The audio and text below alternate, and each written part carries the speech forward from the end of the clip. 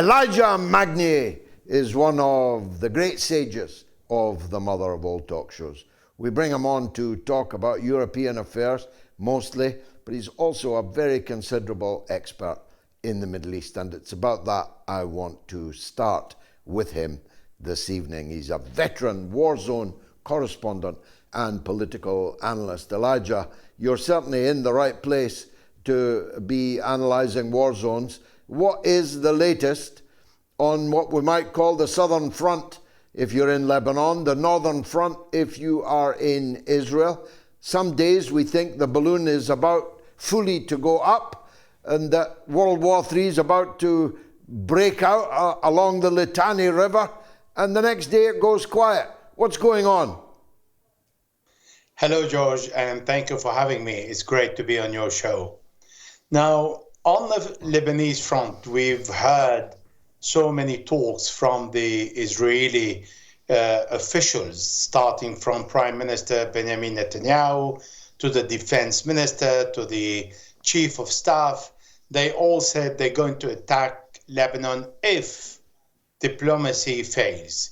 But they never said they're going to do it because they are really stuck with Gaza, 364 square kilometers, where they cannot, one of the greatest army in the Middle East and one of the strongest army in the world, defeat just a handful of militants who are defending their territory.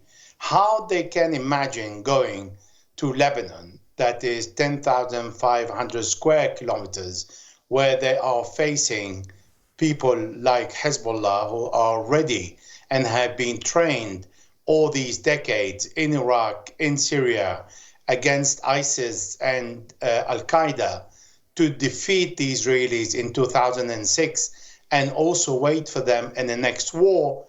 With all the problem that the Israeli army is having, they're not going to dare to go into Lebanon. On the contrary, they have asked the British, the French, the German, the Americans, even offered Hezbollah to be in control of Lebanon, to select themselves the president, to do whatever they want on the condition that they stop the war on the Lebanese front. And Hezbollah refused and said, you stop the war on Gaza, you stop killing the civilians and children and women, and then we will stop. So far, we have seen how the Israeli army is incapable of defeating the Palestinian resistance. How can we consider that the Israeli army is going to break into Lebanon when the Lebanese are equipped with laser-guided missiles that can hit any Merkava tank 8 kilometers before they enter into the Lebanese borders, when the Merkava tank range is 4 kilometers?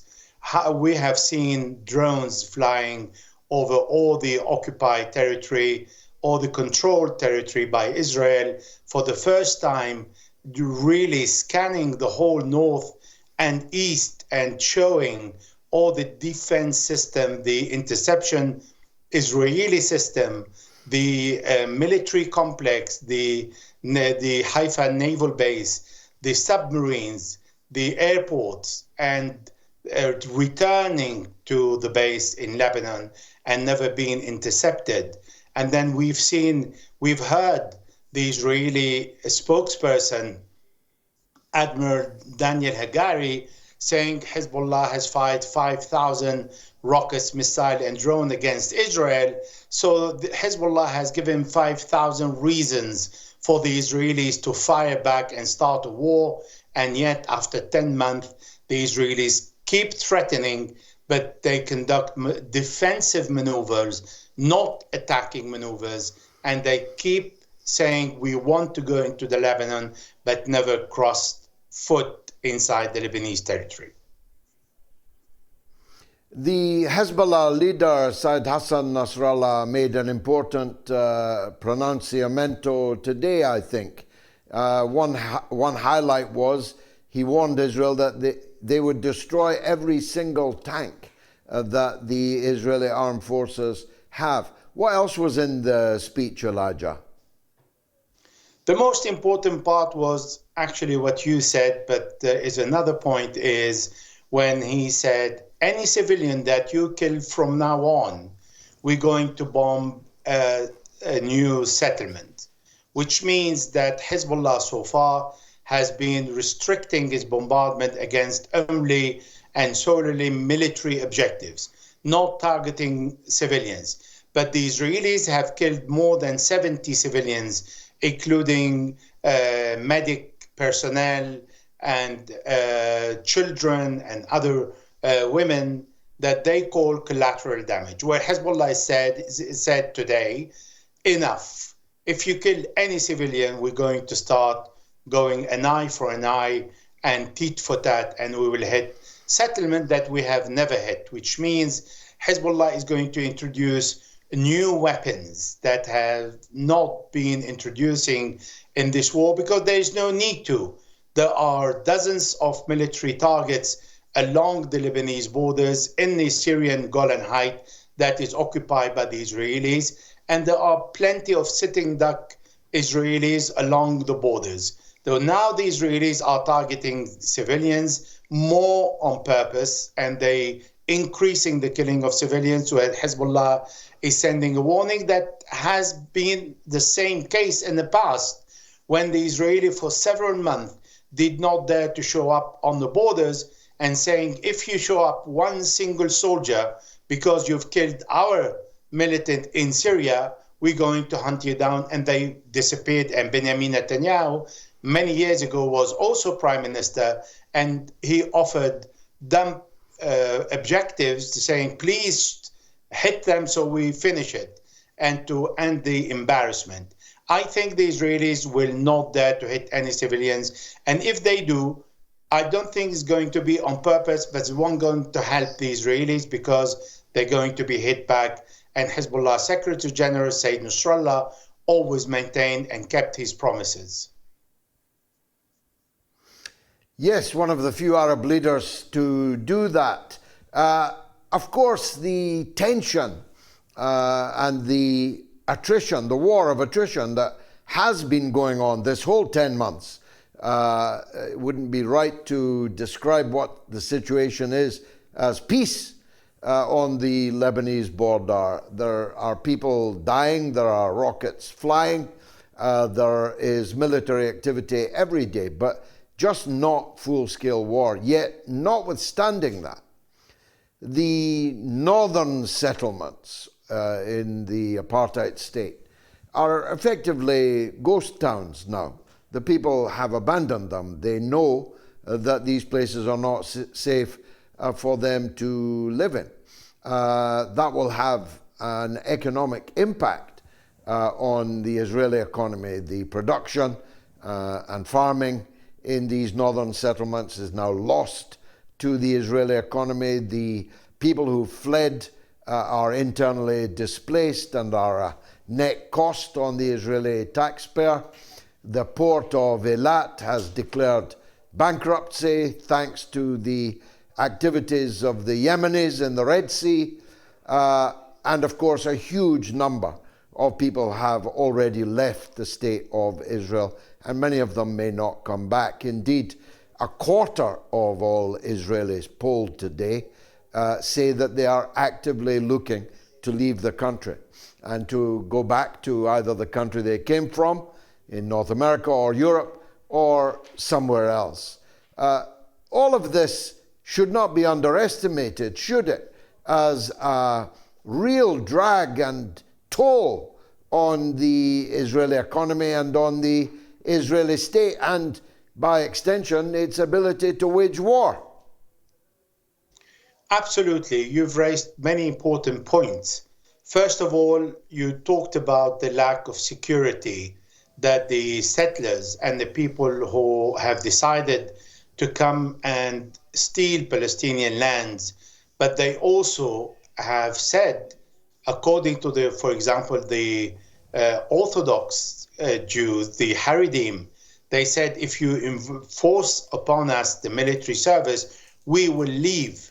The people in the north on the borders with Lebanon also said, we will leave. It means they have somewhere else to go.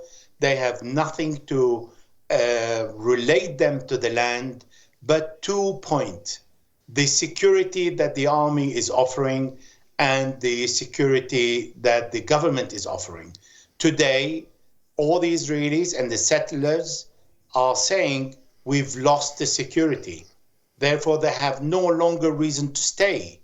And because of that, starting from the 7th of October, when the first time we heard the Israelis saying that we no longer trust in our army and in our government, that is the beginning of the decline of the occupation of Palestine. Because when they have nothing to relate them to the land and they have no security offered by the army, then they can't stay. People will not return with the borders with Lebanon because they are saying the government is completely disregarding our interests and we are totally forgotten here, which means that the government and the army are no longer in a position to defend them. And they're no longer in a position to defend all the Gaza envelope, all the settlements around Gaza.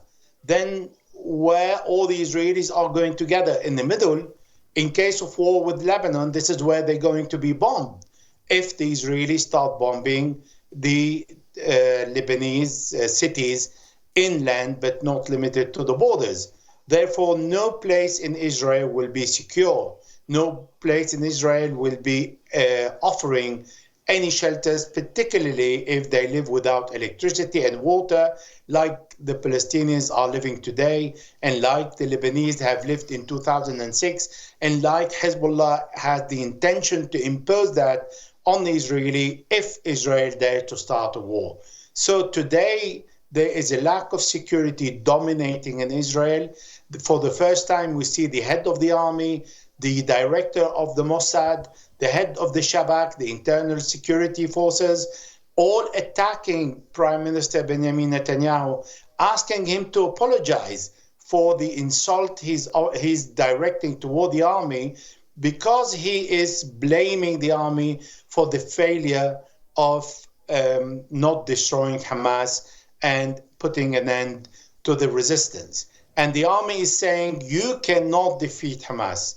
And we have done everything in our power to destroy Gaza, to kill as many civilians as possible. The army has destroyed the United Nations building, the European Union building. They've destroyed all the hospitals, everything related to the infrastructure, road, plantation, agriculture, everything. And the Palestinians are resisting. So because of that, because of this soul and the power of every single member of the Palestinian community, combatant or non-combatant, the Israelis are finding themselves in a position where it is impossible to defeat these people. They are starting to learn the lesson. And if a war with Lebanon starts, which is very unlikely, then I don't think many people are going to remain in the occupied Palestine. So this is where we are at today. Elijah Magnier, masterful tour of the horizon. Thank you very much indeed for joining us on the Mother of All Talk Shows.